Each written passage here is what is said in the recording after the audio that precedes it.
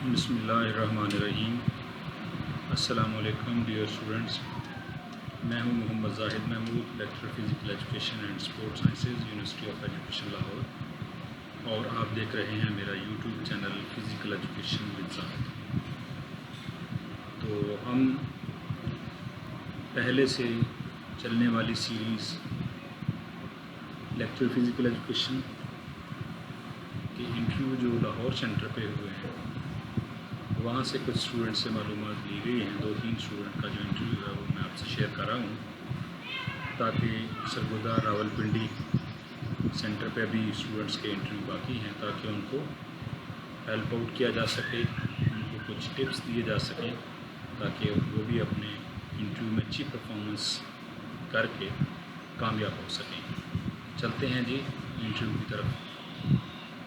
सबसे पहले जी चेयरमैन साहब ने कहा कि आप इंट्रोडक्शन करवाएं। ये उन्हीं की वर्डिंग है, मैंने इसीलिए हूबहू लिखी है ताकि आप लोगों को समझने में, सुनने के साथ साथ अगर आप इसको देखें भी तो आपको बिल्कुल समझ आ सके कि किस लेवल के किस तरह की वर्डिंग चूज़ करके सवाल किया गया। सबसे पहले चेयरमैन ने कहा कि इंट्रोडक्शन करवाएं। मैं बार हर वीडियो में कह चुका हूँ कि आपका इंट्रोडक्शन जो है वो अच्छा होना चाहिए, जानदार होना चाहिए। वो इधर उधर की उसमें बातें नहीं होनी चाहिए, मैंने मैट्रिक वहाँ से किया, यहाँ से किया, नहीं। टू दी पॉइंट, जिस तरह होता है ना, मुख्तसर मगर जामे। यानी आप अपने नाम से शुरू करें, अपने वालिद का नाम और अपने डिस्ट्रिक्ट का नाम बता दें, इकलाम डिस्ट्रिक्ट इकलाम। उसके साथ अपनी सिर्फ़ और सिर्फ मास्टर डिग्री का बताएं। उसके साथ आप अपनी स्ट्रेंथ बताएं, यानी ऐसी चीज़ें क्योंकि वहाँ वो कोई मेडल या सर्टिफिकेट सनद वगैरह वो नहीं भेजते अंदर, जो भी स्टाफ बैठा होता है कमीशन के इंटरव्यू सेंटर पर, लेकिन आप उनको साथ ले जाएं और अपने इंट्रोडक्शन में उन चीज़ों को मेंशन करें ताकि वो आपसे पूछ सकें।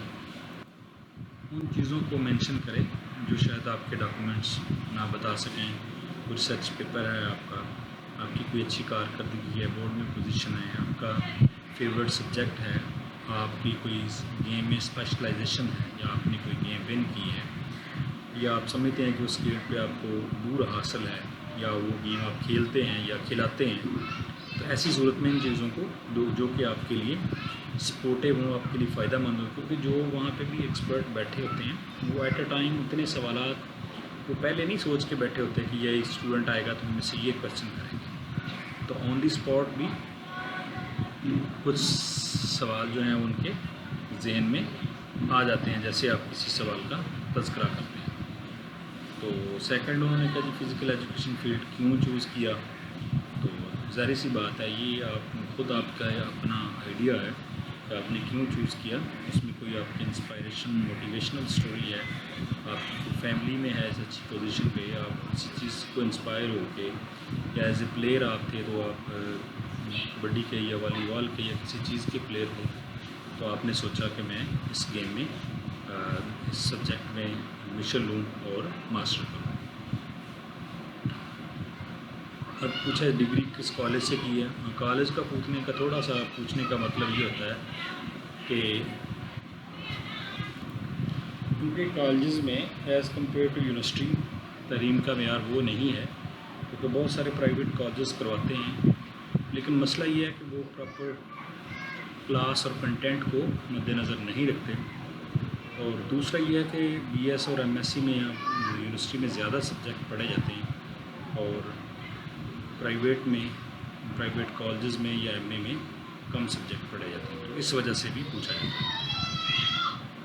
फिर फेवरेट सब्जेक्ट पूछा, फेवरेट सब्जेक्ट, फिर फेवरेट गेम पूछी। आप फेवरेट सब्जेक्ट और फेवरेट गेम तैयार ज़रूर करें, और कोई टॉपिक आप इस लिहाज से भी तैयार करें कि यहाँ मुल्तान सेंटर पे उन्होंने फिर से उन्होंने बहावलपुर सेंटर पर उन्होंने डिफरेंट स्टूडेंट से लिखवाया भी वाइट बोर्ड पे कि अपना फेवरेट गेम लिखें, फेवरेट सब्जेक्ट लिखें, और वो किसी सब्जेक्ट को, टॉपिक को पढ़ाने का भी कह सकते हैं। अगर आप बताते हैं कि ये मेरा फेवरेट सब्जेक्ट है, तो वैसे आपको किसी सब्जेक्ट का वो डेमो भी ले सकते हैं। स्पोर्ट्स में आई इंजरीज़, ज़ाहिर सी बात है आपको स्पोर्ट्स में जिस तरह बाकी इंजरीज़ हैं, आई इंजरीज़ से भी कितने लोग इफेक्ट होते हैं हर साल, तो इसके बारे में भी उन्होंने पूछा। ये कैटस्ट्रफ इंजरीज़, ये ब्रेन की आप कह लें और खोपड़ी की, दिमाग की, इस तरह की जो इंजरी है उसको कैटस्ट्रॉफिक इंजरीज कहते हैं। फ्रैक्चर, हड्डी का टूट जाना, ये इसकी डिफरेंट इकसाम है। तो वर्टिकल, हॉरिजॉन्टल, एस की शेप में एक से ज़्यादा जगह हड्डी का टूट जाना, बाहर ना निकलना, हड्डी का टूट कर बाहर आ जाना। फिर स्ट्रेन क्या होती है, मसल की जो चोट है उसको मसल का टूटना, इसमें भी डिग्रीज़ हैं 1 2 3 के 10% मसल टूटते हैं, ज़्यादा टूटते हैं या पार्शली या फुली। और फिर स्प्रेन, ये सारी चीज़ें पहले मैं आपको बता चुका हूँ वीडियोज़ में भी। स्प्रेन जो है वो लिगमेंट्स की चोट है, जॉइंट के ऊपर लिगमेंट्स वगैरह का टूट जाना जो है वो स्प्रेन कहलाता है। फिर उसके बाद गोल्फ और टेनिस एल्बो, ये आपने याद रखना है इस चीज़ को, ये बड़ा कॉमन सा सवाल है। तकरीबन ऑलमोस्ट बहुत सारे इंटरव्यूज़ में पूछा जाता है ये। तो गोल्फ एल्बो जो है और दूसरा टेनिस एल्बो। टेनिस जो है वो आउटर साइड आपके एल्बो का इंजरी हो जाना, और गोल्फर एल्बो इनर साइड का इंजर्ड हो जाना। तो ये एल्बो इंजरी है, और एक गोल्फ में होती है, दूसरी टेनिस के खिलाड़ी से मुतासर होते हैं, ये इंजरी का शिकार होते हैं।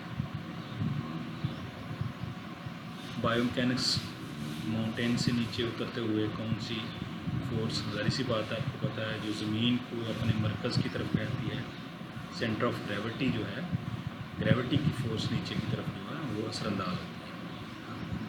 वेट लिफ्टिंग और वेट ट्रेनिंग में फ़र्क आपको पता है, वेट लिफ्टिंग वेट उठाना है, ठीक है, और लेकिन वेट ट्रेनिंग जो है वो स्पेसिफिक तरीक़ाकार है ट्रेनिंग का, जिसमें आप कम से ज़्यादा वेट उठाते हैं, जिसमें आहिस्ता आहिस्ता वेट उठा के ट्रेनिंग करते हैं, जिसमें वो लाइट से मॉडरेट फिर हैवी वेट आप उठाते हैं। ये प्रॉपर एडवांस एक्सरसाइज को आप अपनाते हैं।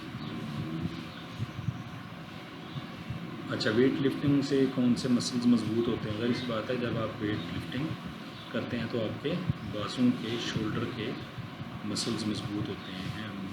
पहले हैमरस, हड्डी के साथ अटैच मसल, आपके बाइसेप और ट्राइसेप मसल, इस तरह शोल्डर के मसल्स, इसको कहते हैं डेल्टॉइड मसल्स, टर्स मेजर और टर्स माइनर, ये सारे के सारे मसल्स आपके मजबूत होते हैं। स्ट्रेंथ किस किस गेम में यूज होती है?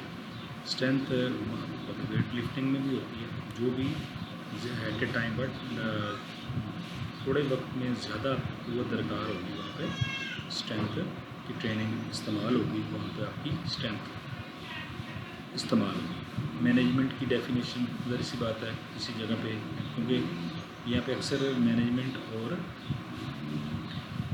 एडमिनिस्ट्रेशन का थोड़ा सा डिफरेंस बाज़ का पूछ लेते हैं। एडमिनिस्ट्रेशन जो होती है वो आपकी टॉप अथॉरिटी होती है, मैनेजमेंट है जो भी काम करती है। मिसाल के तौर पर, मिसाल में अगर स्कूल का कोई ओनर और है और प्रिंसिपल और है, तो ओनर जो है उसका एडमिनिस्ट्रेशन है, और जो उसका प्रिंसिपल है वो मैनेजमेंट है। अगर वो मालिक भी खुद है, प्रिंसिपल भी खुद है, तो वो दोनों उसी के होते हैं। मिसाल के तौर पर ये है कि एडमिनिस्ट्रेशन जो हायर अथॉरिटी होती है वो रूल्स एंड रेगुलेशन बनाती है, और जो मैनेजमेंट है उनके रूल्स एंड रेगुलेशन को इम्प्लीमेंट करती है और मतलूबा नताइज हासिल करती है। लीडरशिप की डेफिनेशन और उसकी टाइप्स वगैरह। लीडरशिप आपको पता है कि लीडर, रहनुमा जो होता है, आगे चलने वाला, लीड करने वाला और दूसरों को साथ लेकर चलने वाला। तो इसकी आपने पढ़ी हुई हैं तीन, जो है वो डेमोक्रेटिक है, ब्यूरोक्रेटिक है, एक लीजर है। तो लीजर स्फीयर में तो वो छोड़ देता है लोगों को, वो खुद अपनी मर्ज़ी से काम करें, और ब्यूरोक्रेटिक में बाय रूल्स एंड रेगुलेशन होती है, और डेमोक्रेटिक में वो अपने जो उसके मतदाता हैं उनसे पूछ के उनके साथ सलाह मशवरे से चीज़ें चलती है, जिस तरह डेमोक्रेसी होता है। टीचर की कोई से तीन खूबियाँ बताएं। कि टीचर की ज़ाहिर सी बात है पंक्चुअलिटी है, रेगुलरिटी है, डिसिप्लिन है, ठीक, और भी बहुत सारी खूबियाँ हैं। ऑनेस्ट होना चाहिए टीचर को, तो ये आपने ही बनना है वो टीचर, और आपने एक अच्छे टीचर की खूबियाँ बतानी हैं उनको। रिकॉर्ड स्टूडेंट का है जी कार्बोहाइड्रेट्स लोडिंग क्या होती है। आपको पता है कि इवेंट से पहले जब हम जिस्म में कार्बोहाइड्रेट की मिकदार बढ़ाते हैं तो उसको कार्बोहाइड्रेट लोडिंग कहते हैं। अच्छा, वाई हाई जंप पर athlete runs in a jump, what is hypoglycemia, how would you train football team in pre-season, post-season and during season in micro training method। अब ये periodization यहाँ पूछी उन्होंने। periodization में हम प्री सीज़न, पोस्ट सीज़न और during season और micro cycle, Meesho cycle और मैक्रो साइकिल। ये यहाँ माइक्रो नहीं आएगा बल्कि मैक्रो आएगा, क्योंकि माइक्रो छोटे ट्रेनिंग को कहते हैं, छोटा जो 3 से 6 दिन का होता है, और मीज़ो 4 से 8 हफ्तों का ट्रेनिंग साइकिल है। इसी तरह जो मैक्रो है वो तकरीबन 1 साल से प्लस जो है ना। Marathon is 40.91 kilometre why 1 and it is in it what is tangent. अच्छा, ये मैराथन रेस जो है 42.195 मीटर है। तो उन्होंने कहा कि वाई 195 इसमें क्यों है, क्योंकि ये मैराथन जैसे शुरू हुई थी, अब इसकी हिस्ट्री भी के बारे में मैं पहले बता चुका हूँ, लेकिन यहाँ फिर बता देता हूँ कि मैराथन यूनानियों और रोमियों के दरमियान जंग हो रही थी, और यूनान जो है इसकी फ़ौज की तादाद बहुत कम थी, लेकिन इसके बावजूद भी यूनान ने फतह हासिल की, और एक फ़ौजी जो है वो भागता हुआ यूनान गया मैराथन के मकाम पर। उसने जाके बताया कि हम जंग जीत गए हैं, और जैसे ही उसने बताया, क्योंकि वो दरियाओं, पहाड़ी इलाकों, मैदानी इलाकों से गुजरता हुआ पैदल भागता हुआ गया था, तो वहाँ पे वो गिर गया, और उसी की याद, उसके बाद उसकी डेथ होगी, उसी की याद में ये मैराथन रेस का इनकाद किया जाता है। फिर उसको मेजर किया गया, और मेजर करने के बाद ये डिस्टेंस 42.195 किलोमीटर बना। तो फिर वो एज़ इट इज़ उसको मैराथन दौड़ के नाम से करवाया जाता है, और उतना फासला रखा गया। What is stagger. स्टैगर आपको पता है, जो ये खिलाड़ी दौड़ते हैं सर्कल में, तो ये ट्रैक में, तो पहले जो सबसे अंदरूनी गली है उसके खिलाड़ी का फासला तो 400 मीटर होता है, लेकिन बाकी जैसे जैसे वो बाहर की तरफ गलियाँ जाती हैं तो फासला बढ़ता है। तो इसलिए उनको फासले को बराबर करने के लिए खिलाड़ियों को स्टैगर दिए जाते हैं। सोमैटिक एंजाइटी आपको पता है, ये एंजाइटी की एक किस्म है, तो इसके बारे में पूछा उन्होंने। फिर इसको कम कैसे कर सकते हैं, ठीक है। अब सोमैटिक एंजाइटी जो है ये अमूमन जो है ना वो कॉग्निटिव एंजाइटी है। इसमें मेंटल मैनिफेस्टेशन और स्पेसिफिक जो है ना थॉट प्रोसेस जो है वो मुतासर होता है, तो इसको सोमैटिक एंजाइटी कहते हैं। अब इसको कम कैसे करना है, ज़रा इसी बात थॉट प्रोसेस और बाकी सारी चीज़ें जो हैं इनको आप ठीक करेंगे तो ही आपकी सोमैटिक एंजाइटी जो है वो बेहतर हो जाएगी। रिलैक्सेशन टेक्निक बहुत सारी हैं जिनको आप अडॉप्ट कर सकते हैं। पावर लेग क्या है और स्पोर्टिंग लेग, ये जब आप जिसको दौड़ते हैं, जिसको 3 टांगों वाली दौड़ कहते हैं, 2 टांगें आप दोनों खिलाड़ियों की एक एक बांध लेते हैं, और पावर लेग जिसको आप आगे रखते हैं, यानी कि भागते वक्त कोई लेफ़्ट को आगे रखता है तो राइट को लगता है, वो आपकी पावर लेग कहलाती है। और दूसरी स्पोर्टिंग लेग। पोस्चर क्या है, पोस्चर आपकी बॉडी है टाइप। इसमें इससे पहले इंटरव्यू के एक वीडियो में मैंने बताया कि डायनामिक और स्टैटिक पोस्चर है, यानी एक डायनामिक तो है कि चलते, भागते, दौड़ते, रनिंग करते हुए, और दूसरा स्टैटिक है जब आप खड़े हैं, बैठे हैं, लेटे हैं, सो रहे हैं। What is research. Research is a systemic process of getting new things, ठीक है। नई चीज़ों को जांचने का एक बाकायदा प्रोसेस है, इसको रिसर्च कहते हैं। अब फुटबॉल की टॉप रैंक कौन सी टीम है, मेरा ख्याल है कि ब्राज़ील है।